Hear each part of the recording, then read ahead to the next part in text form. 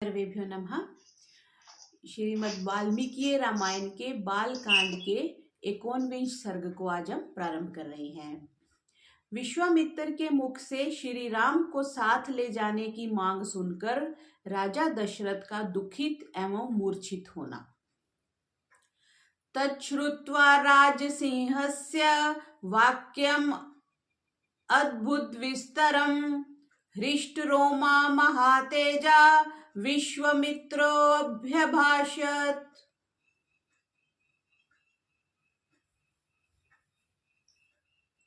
श्रेष्ठ महाराजा दशरथ का यह अद्भुत विस्तार से युक्त वचन सुनकर महातेजस्वी विश्वामित्र पुलकित हो उठे और इस प्रकार बोले।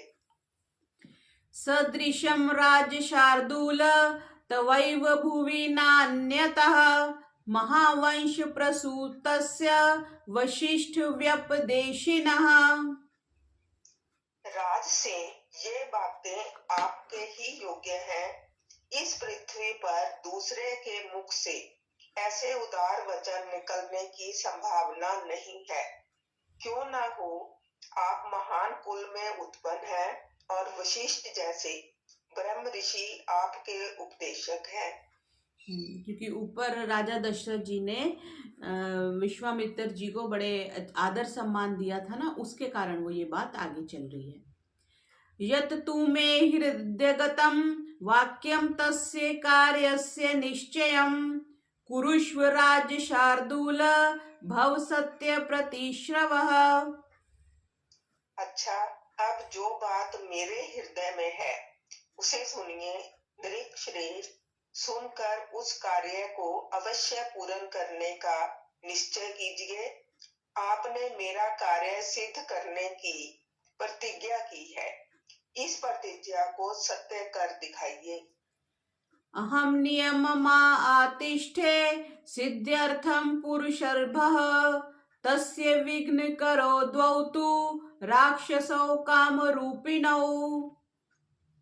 पुरुष प्रवर, मैं सिद्धि के लिए एक नियम का अनुष्ठान करता हूँ।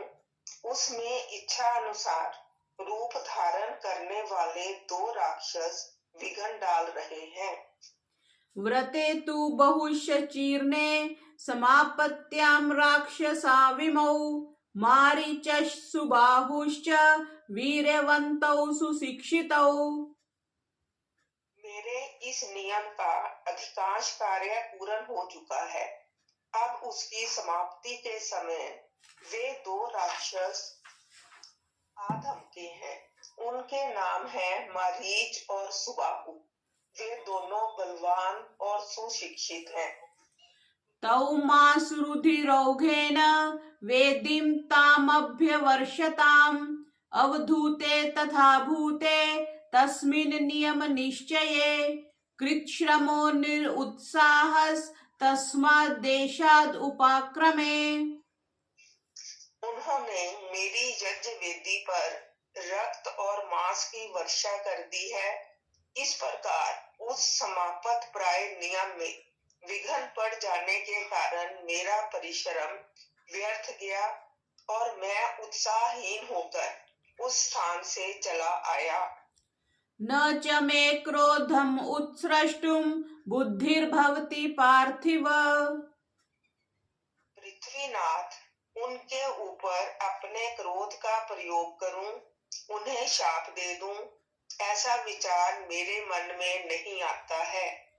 तथा भूता हि साचर्या न शापस्तत्र मुच्यते स्वपुत्रं राजशार्दूल रामं सत्य पराक्रमं काकपक्षधरं वीरं ज्येष्ठं मे दातुमर्हसि। क्योंकि वह नियम ही ऐसा है जिसको आरंभ कर देने पर किसी को शाप नहीं दिया जाता। अतः नृप श्रेष्ठ, आप इतने काक पक्षधारी, सत्य पराक्रमी, शूरवीर, ज्येष्ठ पुत्र श्री राम को मुझे दे दें। ये एक शब्द आया, काक पक्षधारी, सत्य पराक्रमी और शूरवीर ज्येष्ठ पुत्र श्री राम को मुझे दे दें।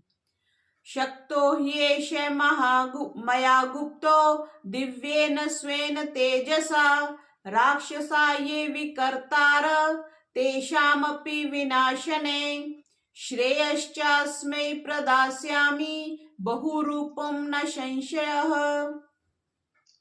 ये मुझसे सुरक्षित रहकर अपने दिव्य तेज से उन विघ्नकारी राक्षसों का नाश करने में समर्थ हैं।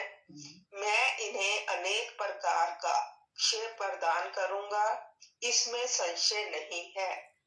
त्रयाणामपि लोकानां येन ख्यातिं गमिष्यति न च तौ राममासाद्य शक्तो स्थातुं कथंचन। उस श्रेय को पाकर ये तीनों लोकों में विख्यात होंगे। श्री राम के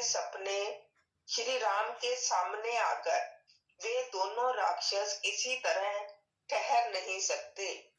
न च तौ राघवादन्यो हन्तुमुत्सहते पुमान् वीर्योत्सिक्तौ हि तौ पापो कालपाशवशं गतौ रामस्य राज्यशार्दूल न पर्याप्तौ महात्मनः।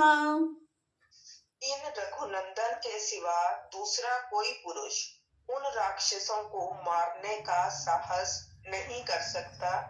नृपश्रेष्ठ अपने बल का घमंड रखने वाले वे दोनों पापी निशाचर कालपाश के अधीन हो गए हैं, अतः महात्मा श्री राम के सामने नहीं टिक सकते।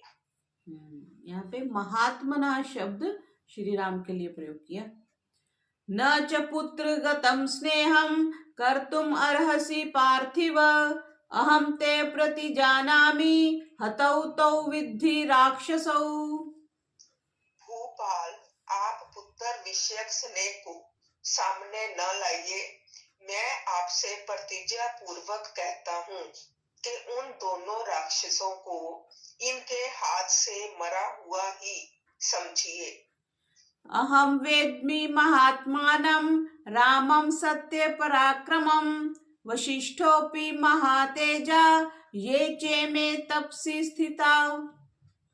सत्य पराक्रमी महात्मा श्री राम क्या है यह मैं जानता हूँ।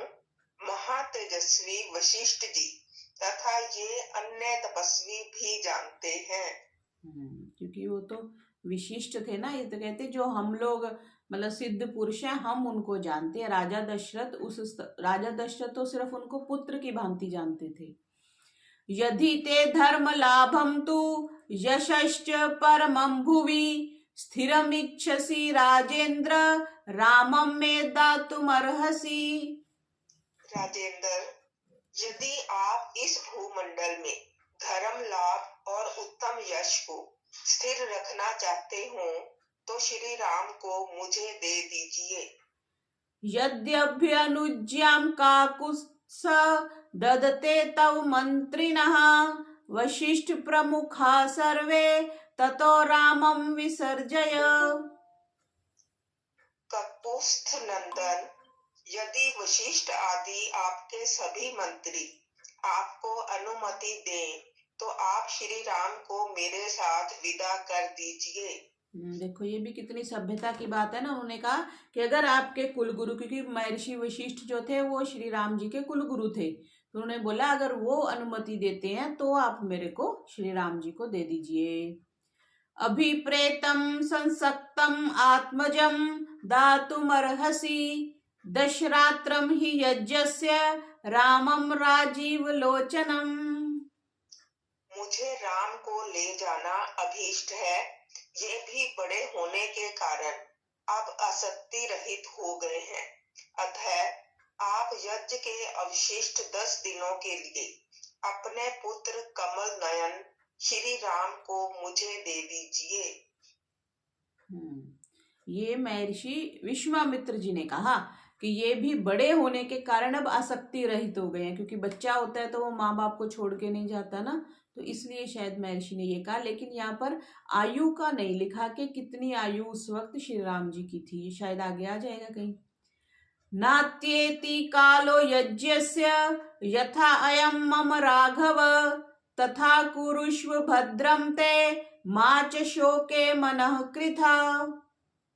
रघुनंदन, आप ऐसा कीजिए जिससे मेरे यज्ञ का समय व्यतीत न हो जाए, आपका कल्याण हो।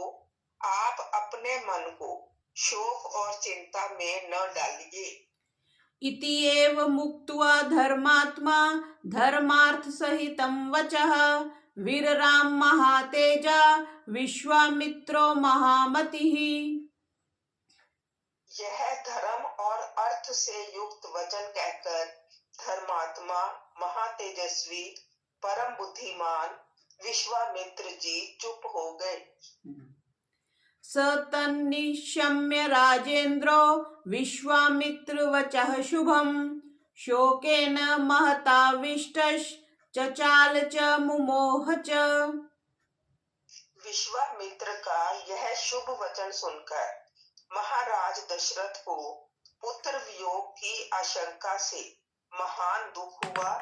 वे उससे पीड़ित हो सहसा कांप उठे और बेहोश हो गए।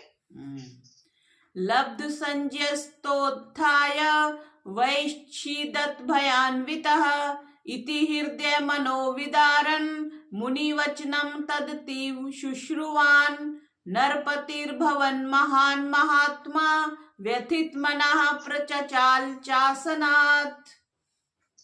थोड़ी देर के बाद जब उन्हें होश हुआ तब वे भयभीत हो विषाद करने लगे। विश्वामित्र मुनि का वचन राजा के हृदय और मन को विदीर्ण करने वाला था। उसे सुनकर उनके मन में बड़ी व्यथा हुई।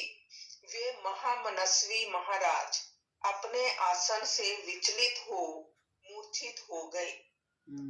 इससे ये बता रहे हैं ना कि महाराज दशरथ को अपने पुत्र से कितना स्नेह था, तभी तो जब वनवास गए तो उन्होंने प्राण ही छोड़ दिए।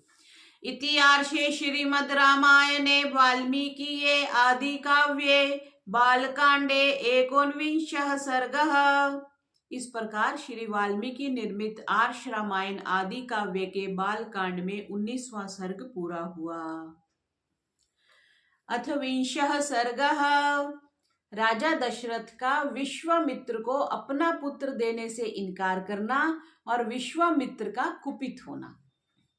तच्छ्रुत्वा राजशार्दूलो विश्वामित्रस्य भाषितं मुहूर्तुमिव निस्संज्ञः संज्ञावानिदम् अब्रवीत्।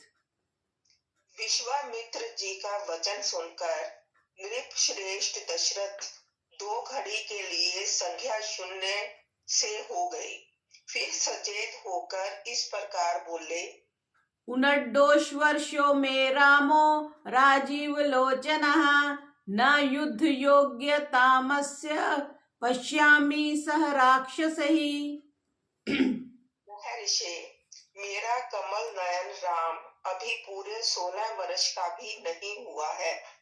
मैं इसमें राक्षसों के साथ युद्ध करने की योग्यता नहीं देखता। ये उम्र आ गई ना, 16 वर्ष श्री राम जी की आयु बता दी। इयं क्षौहिणी सेना यस्य अहं पतिरीश्वरः अनया सहितो गत्वा योद्धाहं ते निशाचरै। यह मेरी अक्षौहिणी सेना है जिसका मैं पालक और स्वामी भी हूँ। इस सेना के साथ मैं स्वयं ही चलकर उन निशाचरों के साथ युद्ध करूंगा। इमेषु राष्ट्र विक्रांता भृत्या मे अस्त्र विशारदः योग्या रक्षो गणैर्योद्धुं न रामं नेतुमर्हसि। ये मेरे शूरवीर सैनिक जो अस्त्र विद्या में कुशल और पराक्रमी हैं, राक्षसों के साथ जूझने की योग्यता रखते हैं, अतः इन्हें ही ले जाइए। राम को ले जाना उचित नहीं होगा। अहमेव धनुष्पाणिर्गोप्ता समरमूर्धनि यावत् प्राणान् धरिष्यामि तावत् योत्स्य निशाचरैः।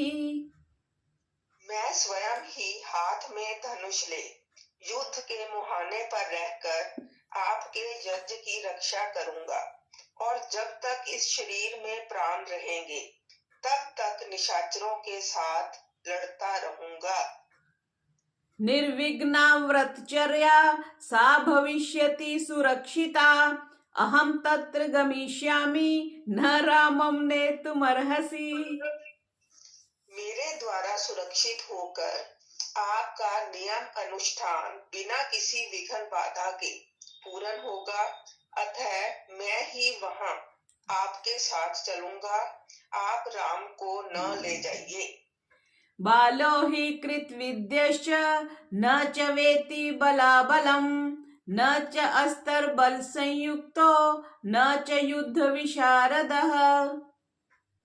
मेरा राम अभी बालक है, इसने अभी तक युद्ध की विद्या ही नहीं सीखी है। यह दूसरे के बलाबल को नहीं जानता है, न तो यह अस्त्र बल से संपन्न है और न युद्ध की कला में निपुण ही। न चासौ रक्षसां योग्यः कूटयुद्धा हि राक्षसः विपर्युक्तो हि रामेण मुहूर्तमपि नोत्सहे। जीवितुं मुनिशार्दूलं न रामं नेतुमर्हसि। यदि वा राघवं ब्रह्मन् नेतुमिच्छसि सुव्रत चतुरंग समायुक्तं मया सह च तं नय। अतः यह राक्षसों से युद्ध करने योग्य नहीं है, क्योंकि राक्षस माया से छल कपट से युद्ध करते हैं। इसके सिवा राम से वियोग हो जाने पर मैं 2 घड़ी भी जीवित नहीं रह सकता। मुनि श्रेष्ठ, इसलिए आप मेरे राम को न ले जाइए, अथवा ब्राह्मण, यदि आपकी इच्छा राम को ही ले जाने की हो तो चतुरंगनी सेना के साथ मैं भी चलता हूँ, मेरे साथ इसे ले चलिए। कितना स्नेह है ना, कि कई बार होता है ना, बच्चा वो कितना भी बड़ा हो जाए माँ बाप यही कहते हैं ये तो अभी बच्चा है, इसको तो कुछ नहीं मालूम। तो अभी देखते हैं आगे क्या कहते हैं। 60 वर्ष सहस्राणि जातस्य मम कौशिक कृच्छेनो उत्पादिश्च अयम न रामं नेतुमर्हसि। कुशिक नंदन, मेरी अवस्था 60,000 वर्ष की हो गई। इस बुढ़ापे में बड़ी कठिनाई से मुझे पुत्र की प्राप्ति हुई है, अतः आप राम को न ले जाइए। देखो, त्रेता युग में भी दशरथ जी की उम्र 60,000 वर्ष है और तब श्री राम जी की उम्र 16 वर्ष थी। 16 वर्ष का ये प्रसंग चल रहा है ना, तो 60,000 वर्ष। आजकल 100 भी बड़ी मुश्किल से होते हैं किसी के। चतुर्नाम आत्मजानाम ही प्रीति परमिका मम ज्येष्ठे धर्म प्रधाने च न रामं नेतुमर्हसि।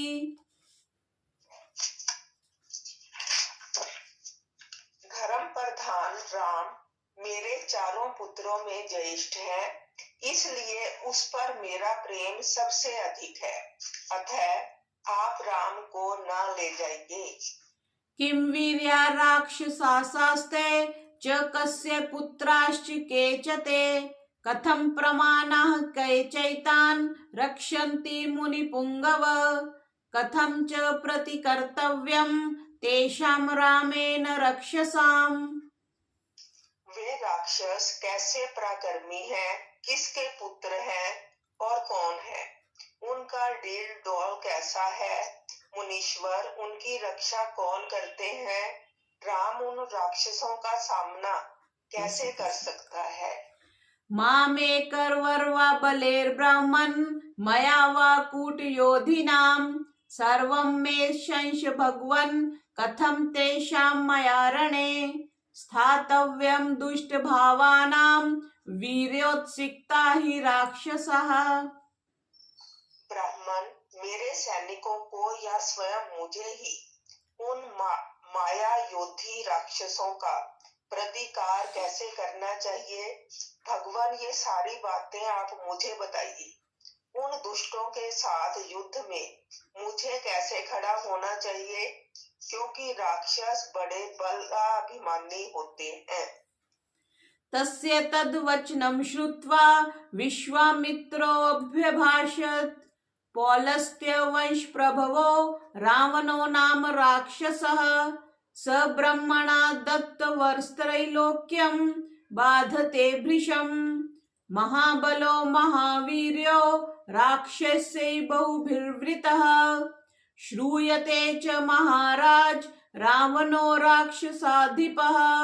साक्षाद्वै श्रवण भ्राता पुत्रो विश्रवसो मुनेः। राजा दशरथ की इस बात को सुनकर विश्वामित्र जी बोले, महाराज, रावण नाम से प्रसिद्ध एक राक्षस है जो महर्षि पुलस्त्य के कुल में उत्पन्न हुआ है। उसे ब्रह्मा जी से मुंह मांगा वरदान प्राप्त हुआ है, जिससे महान बलशाली और महापराक्रमी होकर बहुसंख्यक राक्षसों से घिरा हुआ वह निशाचर तीनों लोकों के निवासियों को अत्यंत कष्ट दे रहा है। सुना जाता है कि राक्षस राज रावण विश्वामुनि का औरस पुत्र तथा साक्षात कुबेर का भाई है। साक्षात कुबेर का भाई है, इसलिए तो सोने की लंका थी उसके पास। सोने की लंका तो कहते माता पार्वती जी की और शिव जी की थी। और उन्होंने रावण को जैसे कहते हैं ना मुहूर्त पे बुलाया था कि हमारी कुटिया का उद्घाटन कर दो। तो जब उद्घाटन पे बुलाया तो फिर दक्षिणा देने की जब बारी आई तो रावण ने वो दक्षिणा में कुटिया ही मांग ली। कुटिया में सोने की वो जो लंका थी वही मांग ली थी। तो एक्चुअल में वो शिव और पार्वती के लिए कुबेर जी ने बनाई थी, ऐसी कथा सुनने को आती है। यदा न खलु यज्ञस्य विघ्नकर्ता महाबलः तेन संचोदितौ तौ तु राक्षसौ च महाबलौ मारीचश्च सुबाहुश्च यज्ञ विघ्नं करिष्यतः। वह महाबली निशाचर इच्छा रहते हुए भी स्वयं आकर यज्ञ में विघ्न नहीं डालता। अपने लिए इसे तुच्छ कार्य समझता है। इसलिए उसी की प्रेरणा से दो महान बलवान राक्षस मारीच और सुबाहु यज्ञों में विघ्न डाला करते हैं। ये मेरे को लगता है मारीची वो राक्षस था जो फिर जब सीता जी का हरण करने के लिए जिसने श्री राम का रूप बनाया था, आगे चर्चा आएगी। मारीची था जिसको फिर जब उसने सीते सीते कह के प्राण छोड़ा था।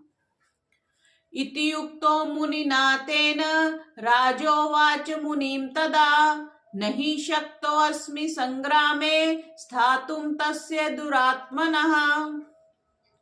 विश्वामित्र मुनि के ऐसा कहने पर राजा दशरथ उनसे इस प्रकार बोले, मुनिवर, मैं उस दुरात्मा रावण के सामने युद्ध में नहीं ठहर सकता।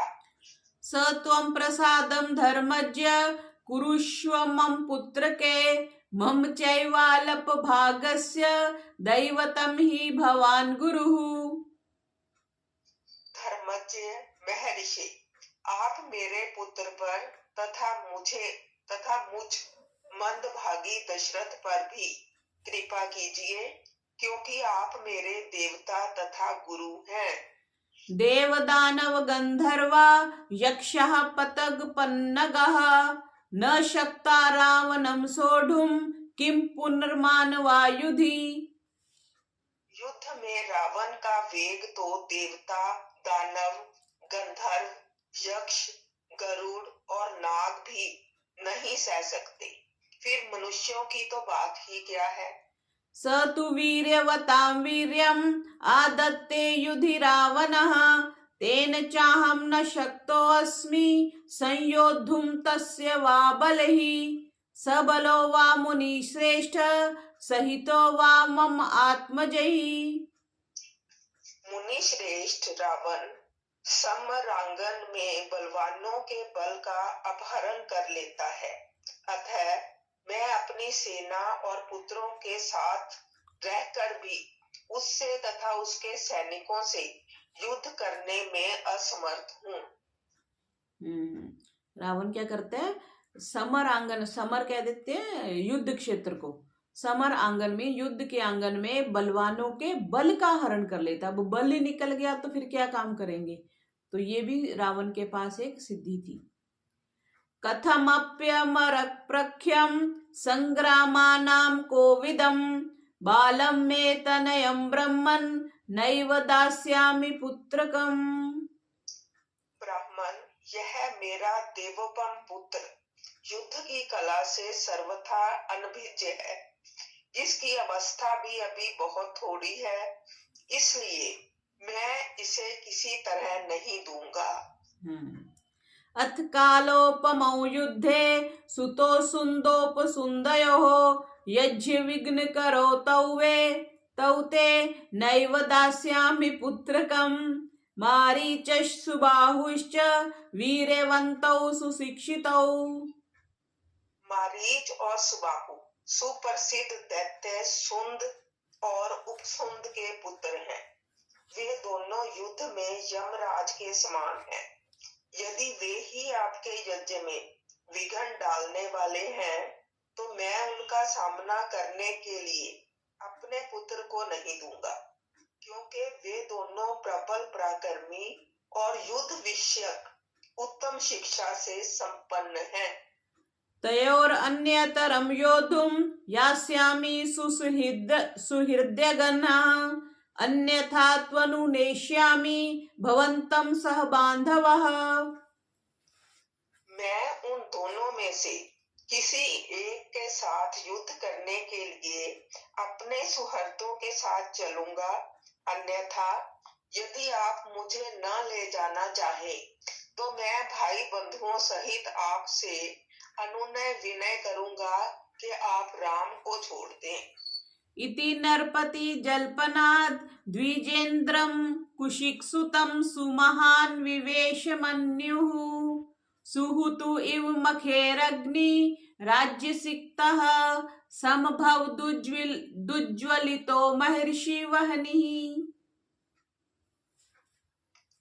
राजा दशरथ के ऐसे वचन सुनकर विप्रवर कुशिक नंदन विश्वामित्र के मन में महान क्रोध का आवेश हो आया।